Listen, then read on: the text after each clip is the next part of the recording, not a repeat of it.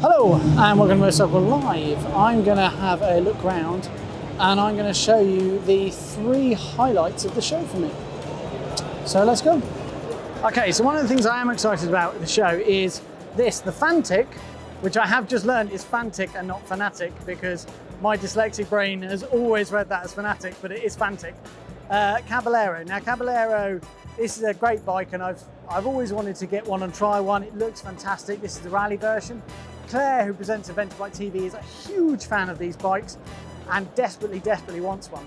But the exciting thing is that they are now coming out with a new version. This is the 500 version and they're now coming out with this, which is the Scrambler 700 version.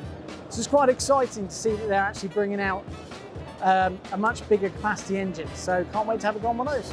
So I think this kind of sums up why bikes are so interesting. So Chrissy's done these videos as well, her kind of favourite things from the show and her biggest disappointments from the show, and one of her biggest disappointments is the bike behind me. On the other hand, I think this is cool. I get her point that everything looks a bit samey in the adventure market, everything's got that kind of GS vibe going about it, but you know what? I actually think this is really interesting. I think you've got some not just interesting styling here, but it's nice to see someone kind of bringing out an 800 engine adventure bike again.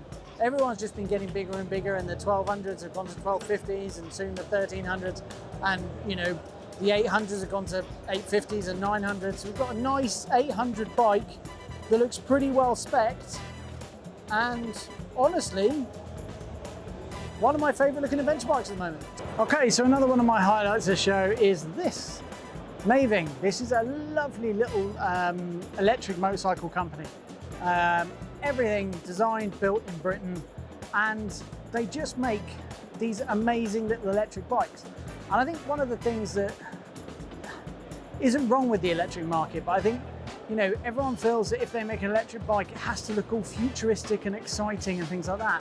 And suddenly no one gets these amazing, you know, you lose that classic styling. And what they've done is they've married the kind of lovely classic styling of motorcycles with the new technology of electric bikes. And they are kind of your 125 equivalents, but I think they're lovely. And surprisingly for an electric bike, really reasonably priced. Okay, so I was only going to do 3 highlights of the show, but the trouble is I couldn't just like keep it to 3 highlights because I couldn't leave out this, the 890, the new 890 Adventure R. And I'm not, many people will disagree with me, but I personally think right now, if you want a bike that is something you can take off-road, do the UK Tet if you want to, or if you want to go on a tour on road, there's one bike on the market at the moment that I think does all of it brilliantly, and it's this.